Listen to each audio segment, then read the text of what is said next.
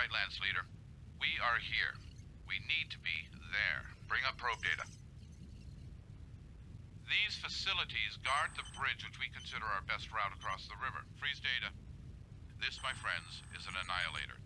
An assault mech. But this data is old. Run data. Keep a sharp lookout. We'll rendezvous here.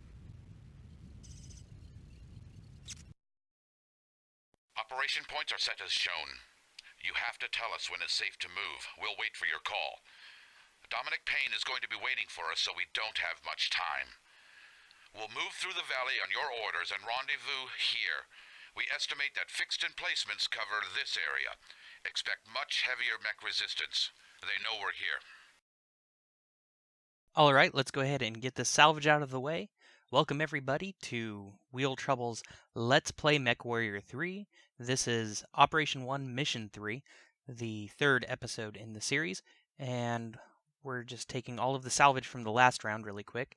Even if it doesn't do much damage, it's nice to have it around, at least while we don't have to be choosy. We will be choosy a little later on. And we do have some clan heat sinks. Boy, those will be nice to get in. Okay, and let's go ahead and pop these suckers in and see what other modifications we might want to make. And we are still restricted to our bushwhacker, the medium mech.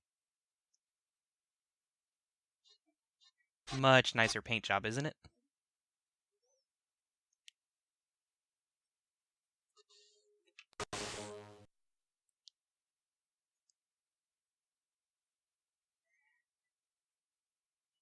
I kind of like the weapons where they're at, so the big thing right now is going to be just switching out the regular heat sinks with the clan heat sinks. Even though they look like they'll do about the same, clan tech tends to be a little bit ahead of the inner sphere. For those of you wondering what clans are, in the MechWarrior universe, those are the ones who were pushed to the outer periphery of the colonized worlds. Or colonized systems, I should say. And so, in this game, they had recently decided to jump into the inner sphere and try to take over. As such, the inner sphere is retaliating. In this case, we're running a campaign against Smoke Jaguar on the planet Tranquil. Reactor online. Sensors online. Weapons online. All systems nominal. And yes, we did take that out in the last mission. I'm not really sure why it's still here. Mech power-up detected. I have good position. Enemy unaware. That's what he thinks. So far, it's not doing anything, so we'll leave it alone for now. My big concern is going to be that battle mech that's coming up, that Firefly. Fireflies are smaller mechs, so this should be an easier match.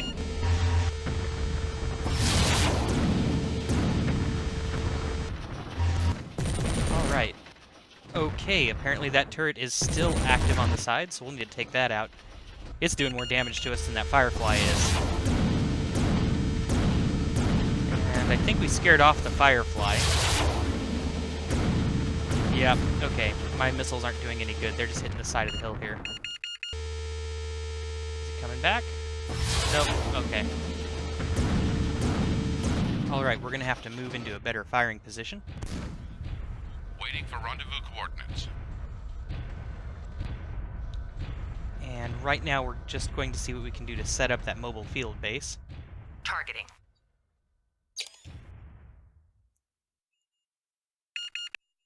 Alright, we should be able to hit it.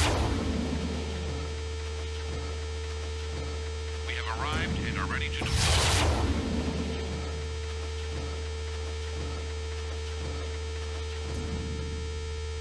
Okay.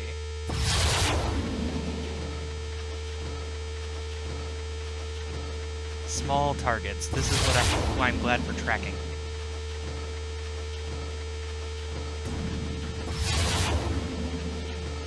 Missile launch detected.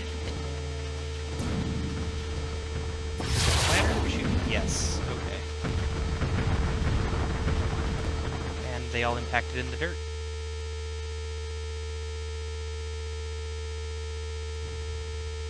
Seems he's going in for his last hurrah. So let's Let's get into a decent firing position, just in case.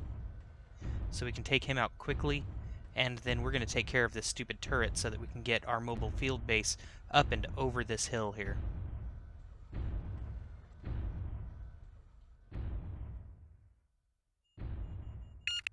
And get this lock ready so that the minute he crests to a good firing position, we can just start taking shots at him. We don't have to wait.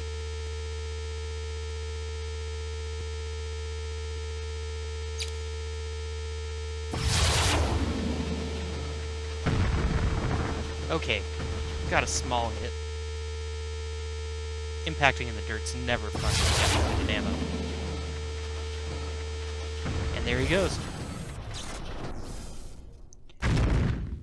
Clanner Alpha down. Alright, now let's get rid of this thing.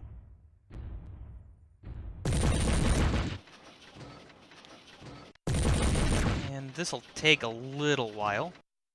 So. Now, we heard in previous episodes things like free birth. And now's a good time while we're taking pot shots at this and going to be taking care of smaller items to talk about what they meant by that and why that's an insult. In clan culture, nobody is actually born in the natural sense. Everyone is a test tube baby. And the only people who are allowed to breed are the ones who have what the clans deem to be superior genetic stock. So even their people tend to be better. They're actually bred to fight. Whereas in the inner sphere, traditional birth is still very common, and the usual way that procreation occurs. And so the way the clans see it, the inner sphere people are barbarians. They're actually coming in to try to essentially take Rome back, to use that analogy. The reason the clans left in the first place is they kind of saw the inner sphere as being slightly barbaric, so Kerensky went to go found his own civilization on the Outer Rim. Get this heat down a little more quickly. Turn off the reactor.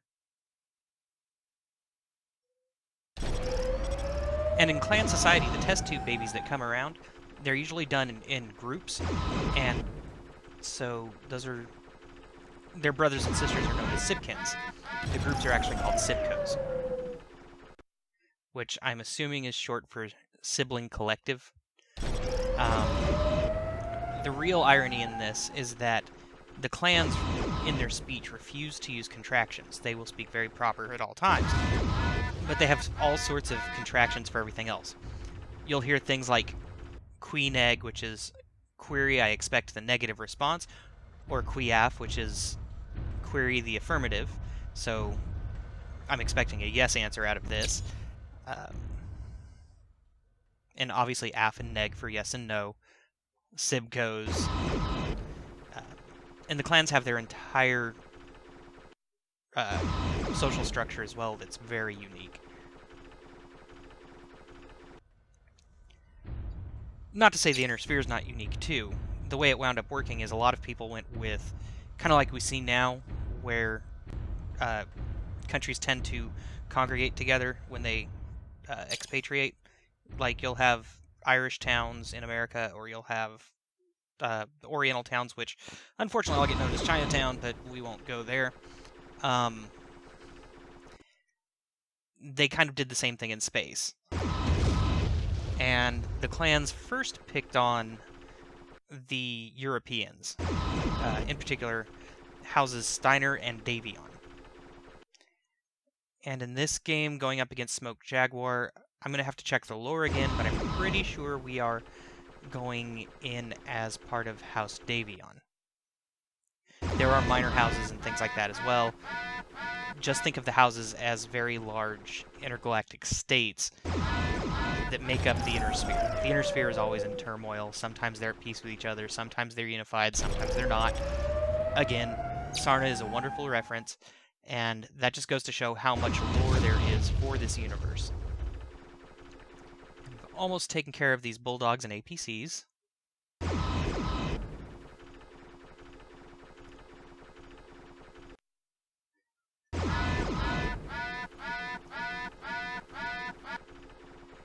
Fun thing about the... Core meltdown imminent. Time to cool off. Funny thing about the way the clans fight is that they go into what's known as a bidding system for their combat.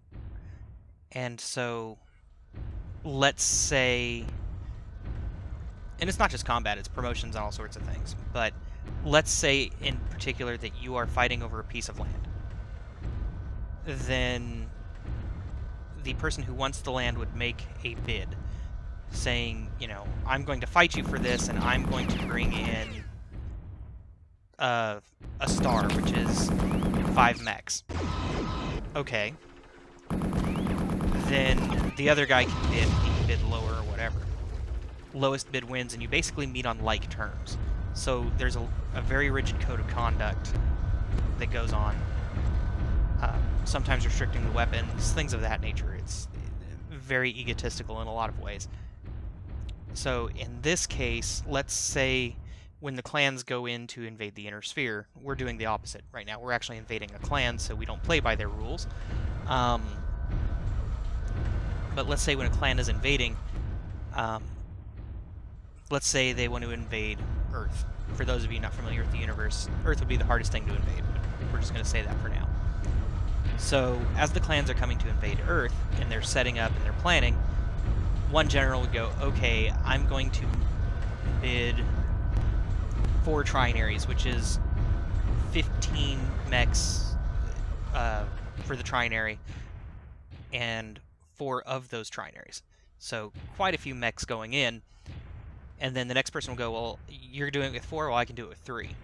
And then the other guy goes 2. Oh, I can take Earth with just 1 trinary. Okay, well, the guy that bid 1 trinary is the one who's going to win. Reason being is that he's going to save the clan the most resources. They are very resource conscious in their collective. All we're doing right now is rearming and reloading. It's not really a big deal, but we know that there's going to be mech resistance, so it's best to go in fresh. I don't want to lose anything that I don't have to. Again, since we are Repairs are done and we're heading out. away from Earth and we're away from our supply lines, and all we have is salvage, we need to be very careful about taking care of our mechs. When the mechs go away, they're gone forever.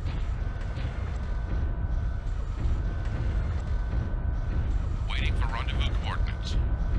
Roger that, Lance Leader. Transferring Alright, now. let's go pick a fight, if I can keep from getting hung up on the ground. We have arrived and are ready to deploy.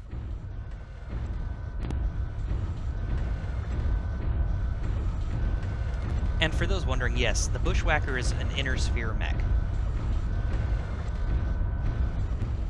And battle mechs range anywhere from about 15, 25 tons all the way up to 100. The reason they capped them at 100 was just for game dynamics, and in the fandom there are mechs that do exceed 100 tons, but they are highly frowned upon for gameplay.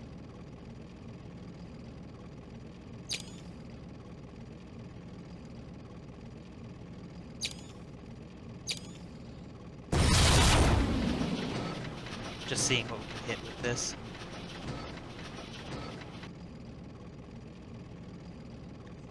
I don't seem to be doing any good here.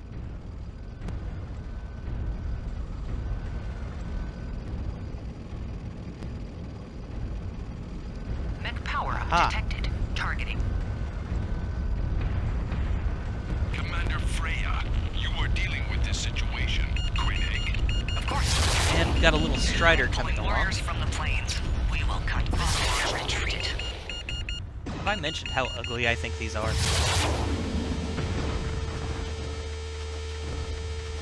Alright, took half the armor off his arm.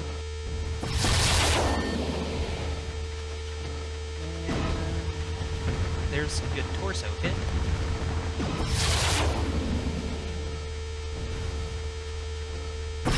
And all of the mechs in this game that I'll be running against are going to be either alternates of the primary or the exact primary.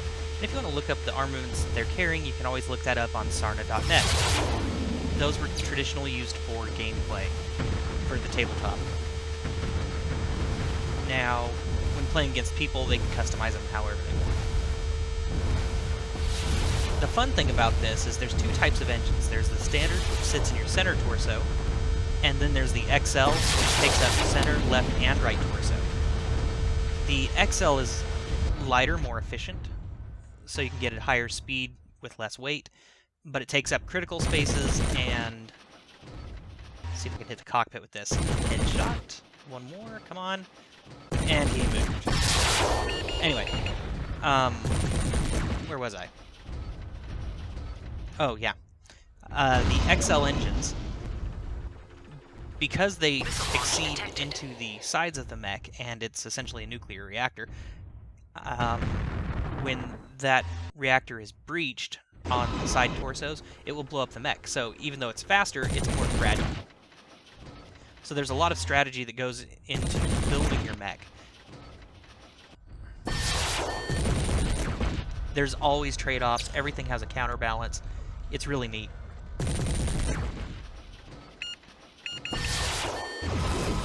There he goes.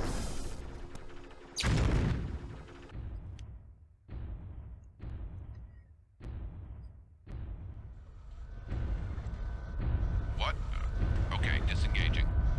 Waiting for I'm going to rendezvous run into the coordinates. water here. That way I Roger can that, Lance Leader. conserve my Transferring ammo now. and still take out these emplacements. Remember how I said we were going to put the heat sinks in the ankles? This is why. And he's shooting me with some missiles. Cool thing about this game is that they did introduce the knockback a little bit, so you can get knocked down. Your mech will rock if hit by ballistics or a large volley of missiles. And yes, you can actually even knock down your opponents, which comes in really handy. It takes time for them to get up, and it's a great way to put your opponents in a bind.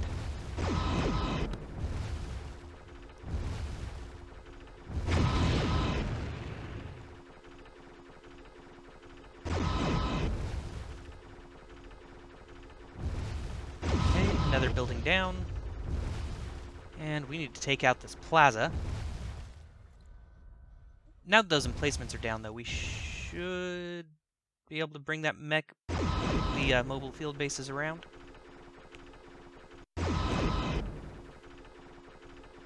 And you can see them in motion now.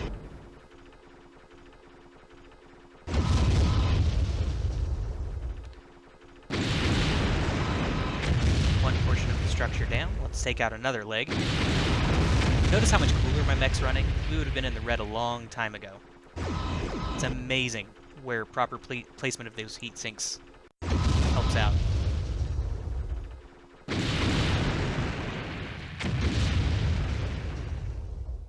And believe it or not, they actually supposedly paid that much attention in all subsequent MechWarriors as well. So, tabletop versions, things like that, you have this feature as well as MechWarrior Online.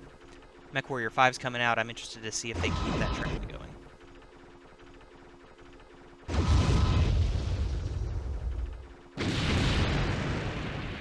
Okay, down comes the pie slice. Primary objective Yay! complete. Ooh, double heat sinks.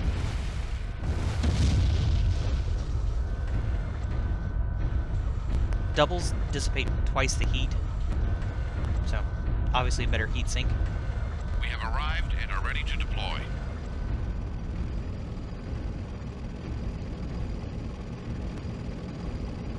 And as you guys have seen, if I'm overheated, I can't shoot. So I'm going to collect those doubles like there's no tomorrow and run them almost exclusively.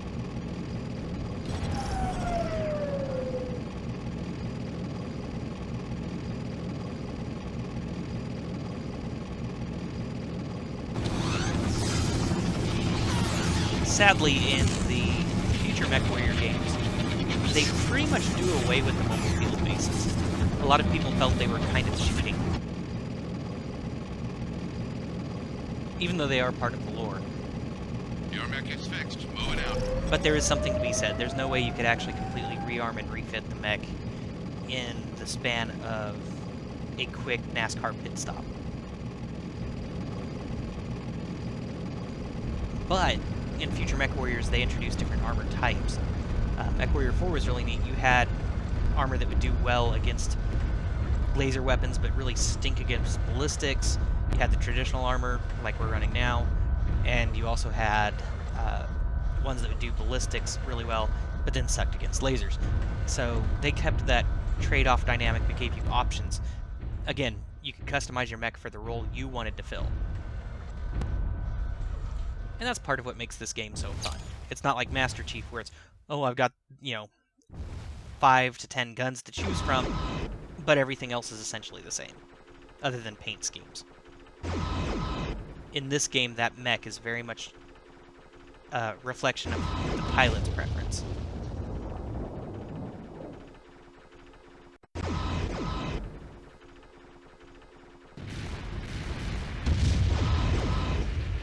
Plaza Annex 2. I wonder if that was actually just the variable name and they left it because it sounded technical, and why not? Plaza Annex 4.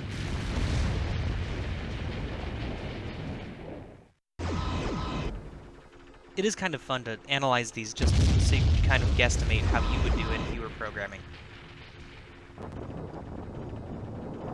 Primary objective Alright, complete. east facilities are down. Now we just need to take care of the rest of the Smoke Jaguars. And we're still very, very fresh. So we should be able to just charge in. I'm not going to refit. I am going to try to draw them to the water, however.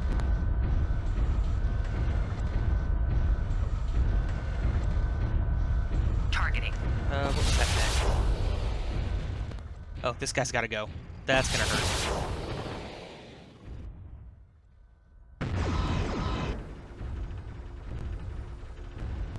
And you can even see the moment we jump into the water. That arrow, that green arrow on the side, just drops like a rock.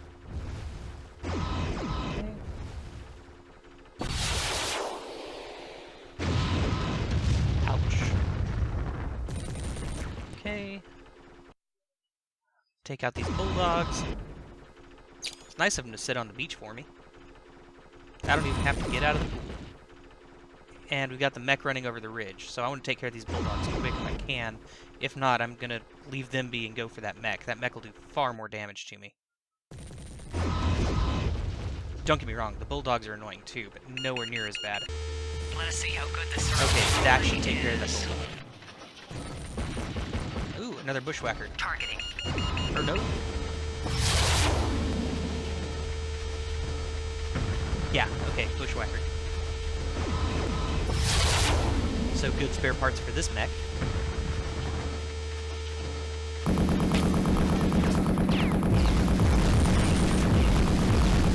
And given that clanners love salvage, we can kind of play around like Commander Freya here.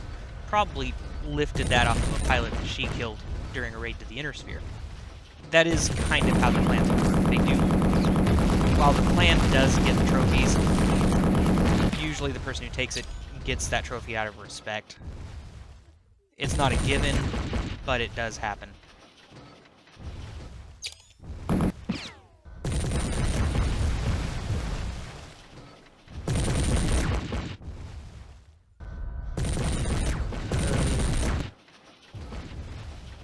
Really want to bring that AC-10 to bear if I can.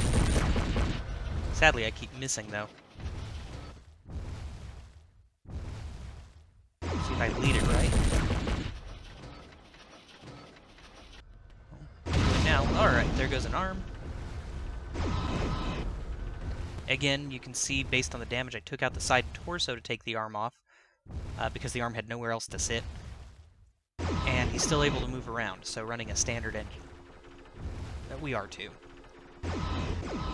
He's actually running the exact same mech that we originally dropped into the first mission with. That's what that primary variant is in the corner. And Freya's damaged. I cannot make it. Careless. Okay. Okay, so we got close on the bulldog. We didn't quite take it out. But that's okay. Secondary objective And Smoke complete. Jaguar forces are down. Let's take out these missile emplacements and get our mobile field base up.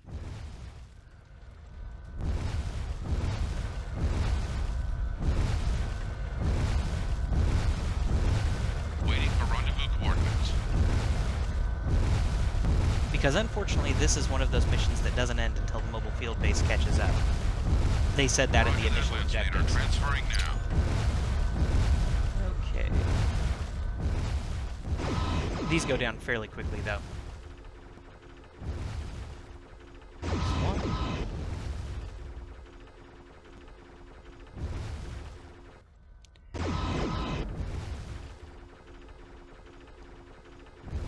And 2. Okay. Breaking off. And let's bring them straight Waiting into for Charlie rendezvous now. coordinates. Roger that, Lance Leader. Transferring now. And I'll just meet them there. You'll notice on my radar the yellow and the red.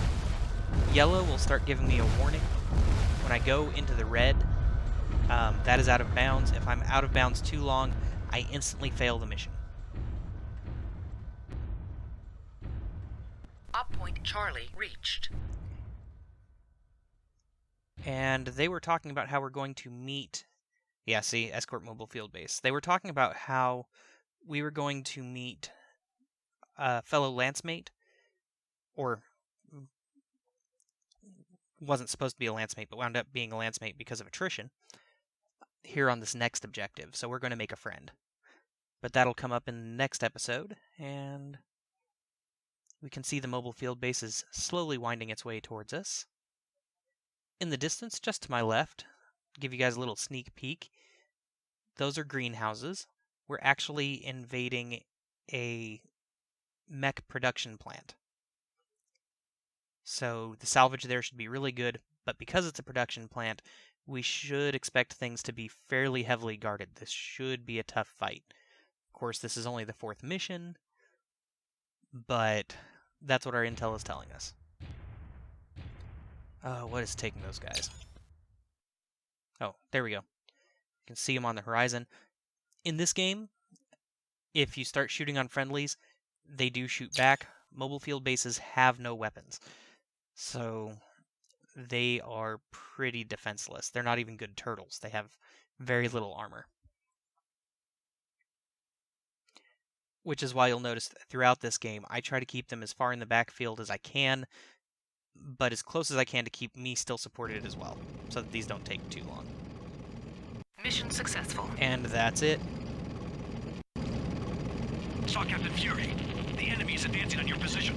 Must I do everything personally? All units regroup. Protect the project at all costs. I will hold Osis's precious stage site. Too late now. And we've got the debrief. Bad news, Lance Leader.